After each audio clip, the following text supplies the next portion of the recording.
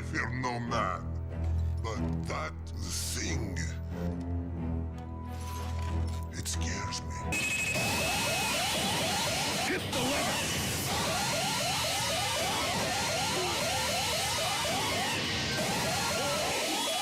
Hit the lever! Silent Hill.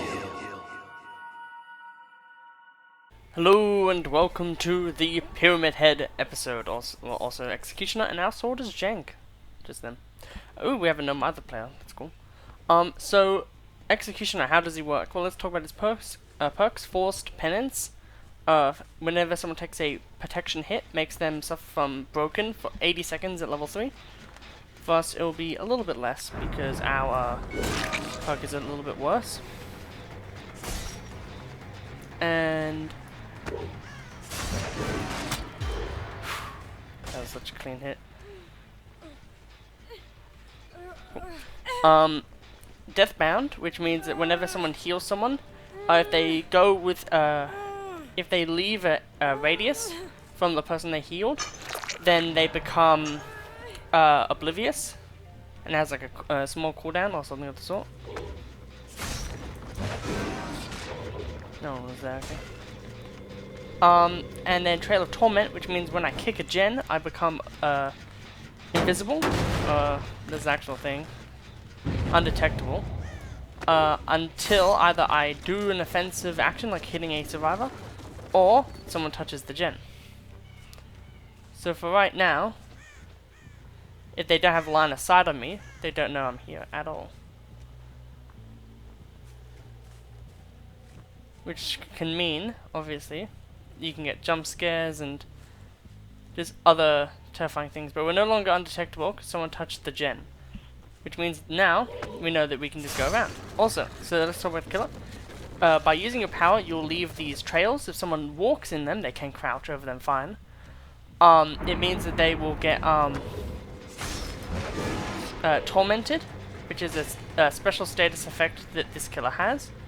And it's a very good status effect. Because what it means is you basically can either, you can prevent DS by tunneling someone. Ooh, missed. What the hell? Hello. Or, if they're at hook stage 2, you can just outright moy them. And that's why this is one of my favorite killers in the entire game, is that you have the ability to moy. So what we'll do is we'll do that, kick this gen, and now we're invisible. Which means we can just go do whatever the hell we want. And because the gen is right next to the person we hooked, it kind of just means that... damn. We can just go wherever we want, really. And because these people have left, it means like... okay, someone has touched the gen. Damn. I want to try to control their movements. Yours are cool. So she's now tormented, meaning she's now afflicted with our power.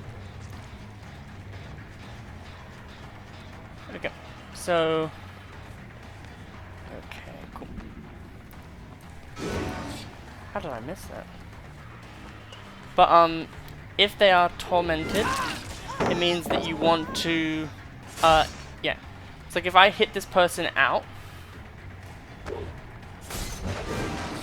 Okay, they want that.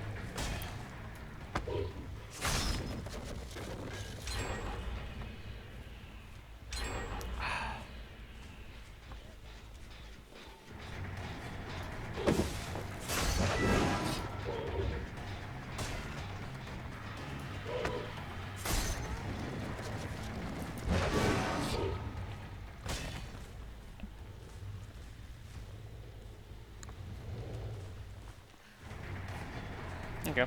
I'll just abandon chase with her.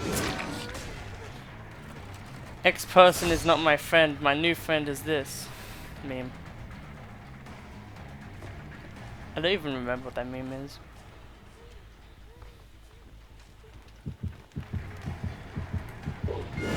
Ah, good old random latency ping. Damn. we're losing a lot of value, and someone probably started the Zarina. I haven't seen all game, so she's been getting so much value out of her probable Medal of Man, or Medal of Men. No Mither build that she has been probably had going on this entire game. Because she probably has resilience and no mother. But pretty much, yeah. We're doing a not very good job of dealing with everyone at the moment. Mainly because we've been going for too many chases and not enough gem pressure, really. And if you do run out of your power, you can't do a flick. However, it's probably due to the fact that my MMR... Okay, I'm enough. My MMR on this killer is higher than the usual ones I do. Gotcha. Merely just because, like with the Deathslinger, I did do a challenge where I'd not go for any kills whatsoever, and then ask, you know, people if I was skillful, because it was at that point. And a lot of people were like, oh, it was really fun, it was really cool, yada yada yada. So there was that.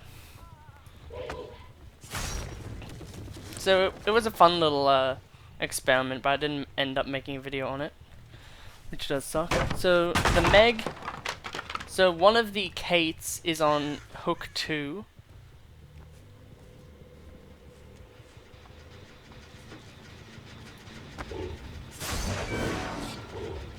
This Meg is very good at the game.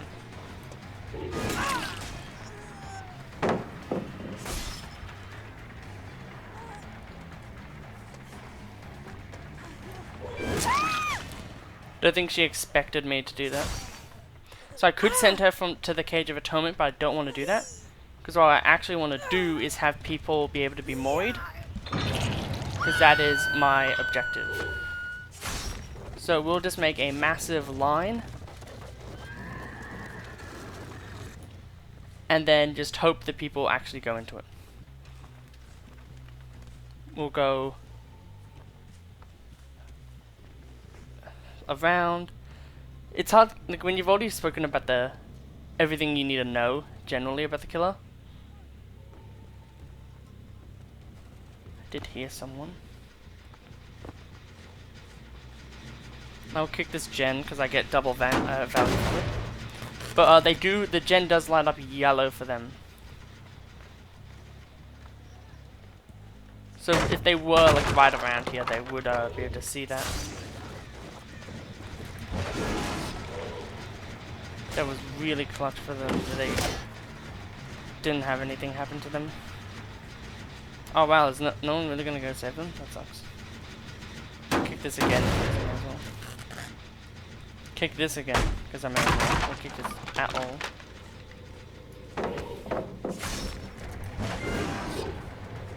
Yeah, so that doesn't work. Doesn't matter. Snuff out Totem, and then Meg is able to be moied, so I will now just go target her. Thinking like a survivor, I would run this way.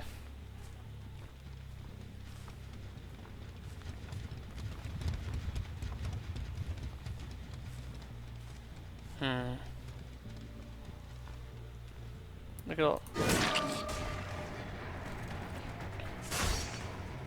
Okay, so we found her.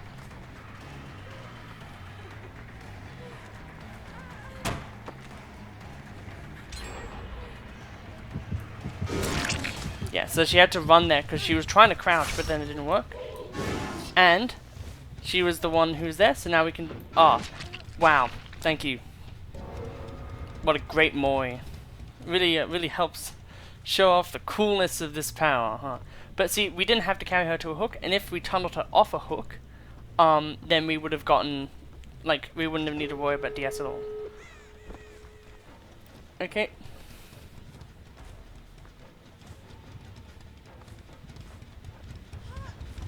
So I heard the Meg. She was being desperate, so I tried, and I missed, which is fine.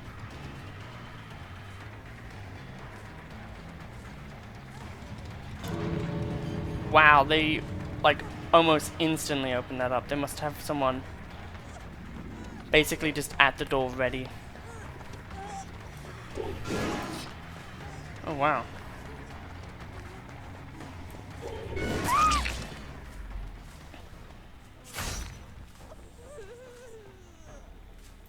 Let's try to get a better one. And there we go.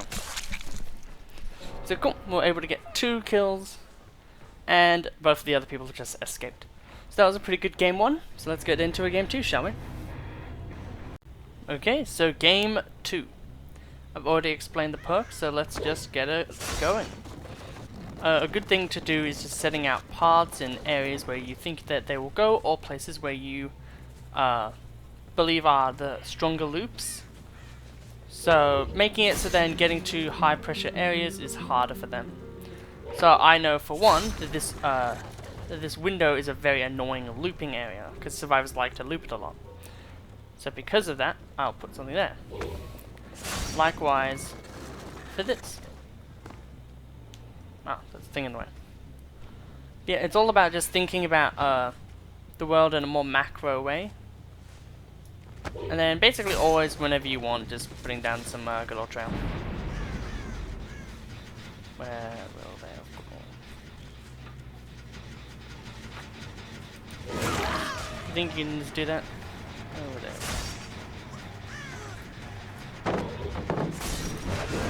Gotcha. So his ranged ability does go through everything, but it is a flat line, so it does not go up, like it doesn't snap upstairs or anything like that. Just something for consideration. And pretty much the way I play him is that I like to never really use my cages unless it's like an obvious like DS. Because if it's like DS, well then it's like okay. Like especially if it's like a moment where it would be very strong for you not to have to worry about DS. Okay.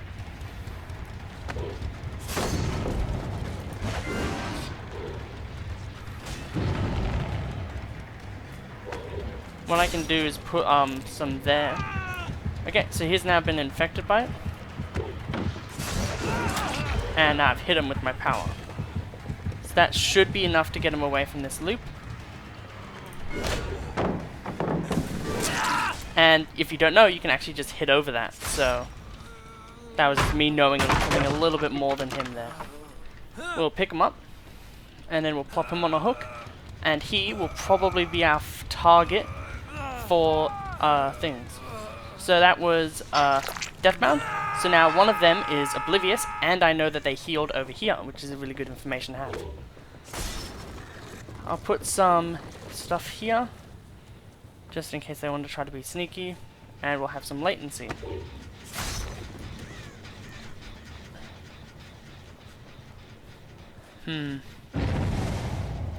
They can very much so just ignore it. And now we have another person, the Dwight, in our torment, which is good. That's the Dwight, I think. I'm literally squinting at my PC screen that's only like a meter, not a meter, that's like right in front of me. So someone fucked up a gen over here, and that puts them in a much worse position.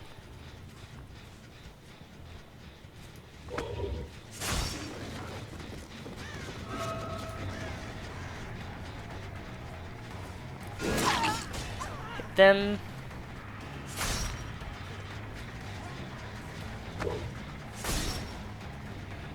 Make them kind of try to move in bad areas. Damn. I thought personally they were gonna go. Jesus, lag. Well, that basically just means that the chase is over, because a good amount of lag means I can't figure out what the hell's going on. Unless I randomly just find you again. Thank you again. Okay.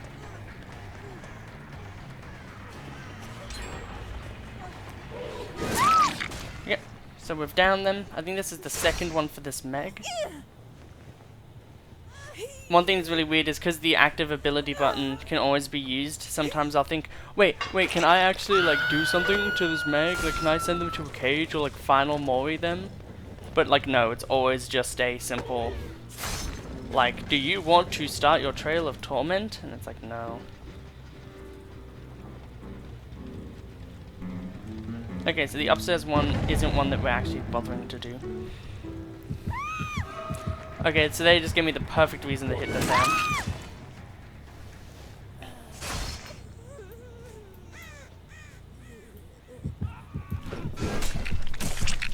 Yep. So that's the reason why, oh, hi, Jonah. That's the reason why I believe his ability is so strong, because it makes it so then you are kind of forced in a way to be overly like nice. You have to like overheal and make sure every single person's topped up. No one's in danger at all. Jesus, I don't. We're going against good survivors who know what they're doing.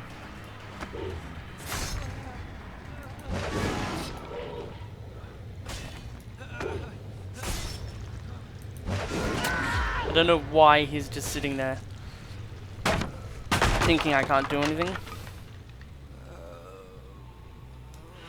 Yeah, I'll just pick you up here, that's fine. I was thinking for a second, like, is this like a flashlightable spot? And then I was like, no. Okay, so if when he gets off the hook, I will pretty much just try to tunnel him off. This is good for us that there's just a spot here. It means that now...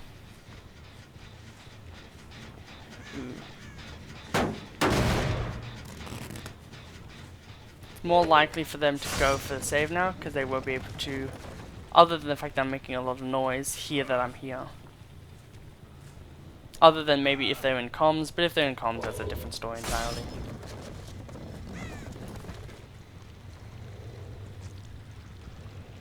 At this point, the only gen that they could be working on is that one, and if I go to that one... Damn, missed. Come on, Mr. Dwight, go for the save. You don't want to go for the save. Oh, I missed. Oh, he went up there.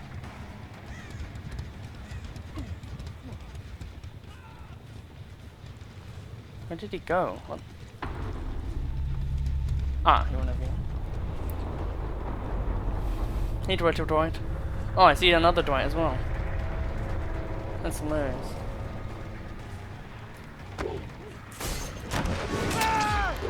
So, I can just down him. And I saw the other Dwight around here. So if I can hit him down, and then put him on a hook, it means I can show off the other Mori as well, which I do want to actually do.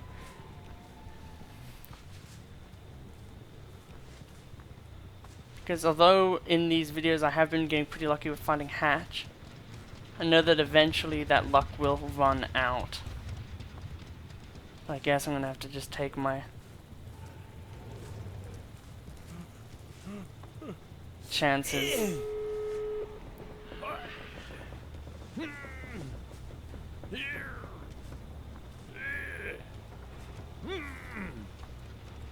This is not very good for me. Okay.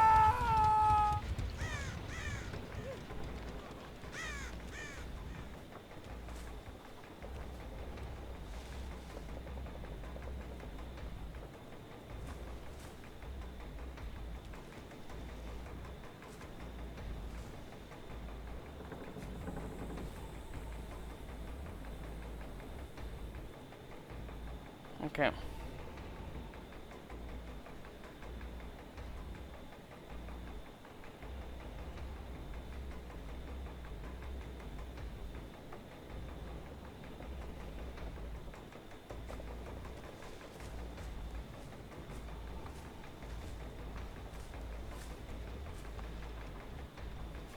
I think I saw him.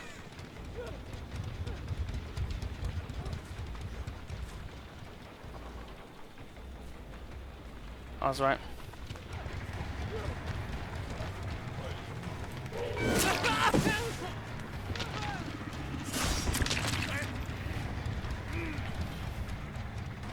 Okay.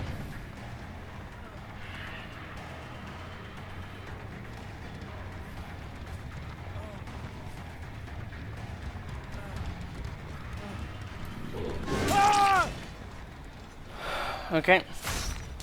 We've downed them both. So now we're just hoping for this one to die. Go on. Thank you. I think he's maybe thought that maybe I'll let the last person go.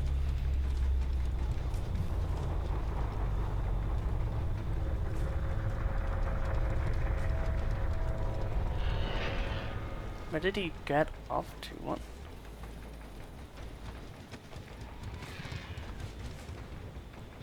Later. Oh.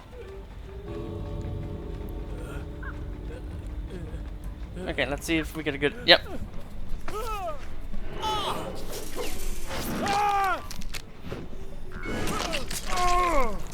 Such. Other than that ending frame being jank, that was an amazing Moi. So, that was the 2 games. Now let's get into the tier list. Hello. And I think we're doing pretty good in this series so far. We're now up to the Executioner, which is the 4th year anniversary. Meaning, in a way, that because we haven't gotten to the 5th year, I know that Blight and Twins are still kind of like the 4-year reps as well. But in a way, like, talking about the 4th year anniversary means that we're really getting to the end of this series, which is kind of crazy. Like, yes, I have not been doing it every single day, so that has prolonged it because of, life stuff. But yeah, it's crazy to think that, yeah, we're getting close to the end now. So Executioner. First, we will talk obviously about Hsve, because we talk about the DLCs here, not just that. But yeah, so the Executioner. Hsve, what perks do they have that could help boost his ranking? Or there, I don't know. I think is that he... It's a god, who cares? So,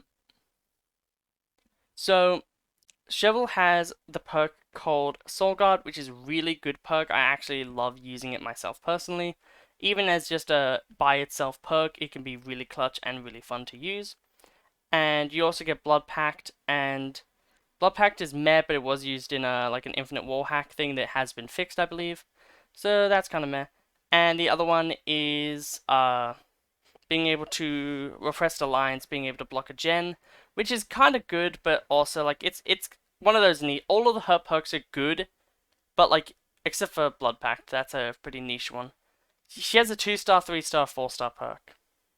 And let's talk about the Executioner perks, because that's where he really flops, in my opinion. Is he has Forced Penance, which is actually used in high-level play a lot, and actually can be a really useful thing on high-mobility killers, or twins, or anyone, like basically anyone who can either get to a location through 1 or 2 means, getting them physically themselves, being able to throw just a hatchet over, or anything like that, like throwing a Victor at it, solves all the problems. It's really good. Taking a protection hit and then being broken for, I believe, like 90 seconds or something. Like, it's a long amount of time. Because it means that it's like you're getting hit on the way for them, kinda. You're probably getting hit because they're going to the hook. So it's one of those perks. Like, personally, Starstruck to me is a better perk. The Force Pens can have its uses. So there is that. And then the other perk in question, like all of his perks are just bad. Let's just be honest. Like they're so bad. Oh, Deathbound, and I can't even remember. All of them are about punishing people who were together, because the Executioner plays in a way where you all have to really make sure that everyone's okay and everyone's safe and everyone is having a hunky-dory time, because if they're not, then you are going to lose that game. Executioner, in my opinion, is one of the top 5 killers of the game. In my opinion, he's the 5th best killer in the entire game. He is just utterly insane. He's able to do things that no other killer is able to do. Meaning Moi without any need for, actually bringing a Moi. And it is quicker than a normal Moi as well, meaning you can actually get back into the action. His power is absolutely incredible. Being able to have basically the same range as Deathslinger if you bring double range add-ons, and he doesn't ever need to reload. And people think the Deathslinger is the most overpowered thing. And you can also hit through walls Why is no one ever complaining about Pyramid Head? He literally can, like, wall hack you with any aura reading perk, and then just hit you, like, invisible. He does have another perk, though, which is actually good. Trail of Torment. Whenever you kick a gen, you become undetectable. I did just remember it just then. It has a cooldown of 60 or 80 seconds. And that perk actually is good, because it does wear off when you take a hit, but it does mean that you can actually get the drop on someone, which in some cases, for some killers, can actually be very catastrophic. Someone like Killbilly, for example. But yeah, so he's a very good killer. His kit is just really strong overall. But where does he actually get into the investment? Because the way that this tier list works, and I'm going to say this now, is that it's all about the investment of putting your blood points into the character, and if it's a DLC that has another character, we also rank their perks as well as an aside, as like kind of like a bartering chip. Like, okay, they could get a little bit higher, so I'm gonna put them a little bit higher because Michael Myers, you also get Decisive Strike, and that perk is game changing. Stuff like that. But in this case, like it would be like one position higher, in my opinion. It's a weird thing like that, but I will be changing this entire tier list when I do review Sadako, so do watch out for that. That will be from this video onward, it should be only 7 days away, so a week away, you'll be able to see the finale of the series for now, and then when we get the new killer, I will keep adding more to this series, and yeah. But where does Pyramid Head Execution of the Silent Hill chapter lie in this wealth of content? So as I was saying, especially with last episode, having a good survivor, I think her survivor perks are better than Doctor's. So we can already put them there. So the investment on like at least the survivor side is pretty good.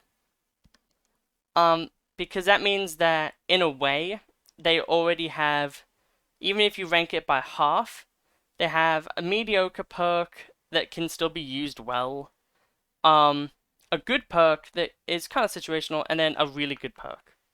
So overall, that kind of just brings them to have like one really good perk. And having one really good perk is kind of better than any of these killers can say. And then, because we're obviously counting like the unknown potential. So then after this, if they had a shit power, then they would be knocked down a few. That's how this works whenever I'm like doing it like this, where I'm like moving them as I talk. And then the Executioner's perks himself, he has 2 good perks. So 2 good perks, we'll probably put him around here, in my opinion, if we don't then count the killer. And he's a top 5 killer. So how much does a top 5 killer get you? I think around here. I think the Silent Hill DLC chapter is better than the Chains of Hate DLC. It's a weird one, but I definitely think that is where to put it. At least for now. We will get into it later when all of the characters are in these tiers, and then because I'll have like 1, 2, 3, 4, 5, and then it isn't exactly enough for a perfect thing, but that's fine. But yeah, I will be doing it like 5 here, 5 here, and then this will be however many. And then we'll have 1 down here. So yeah, that is where Pyramid Head will be ranked. In the middle, kind of the middle of Great Investment. It is very funny to see Legion be higher than Executioner. But yeah, I'll see you in the next episode, and I hope that you will all enjoy getting to year 5 and, I guess in a weird way, year 6 of Dead by Daylight. See you next time.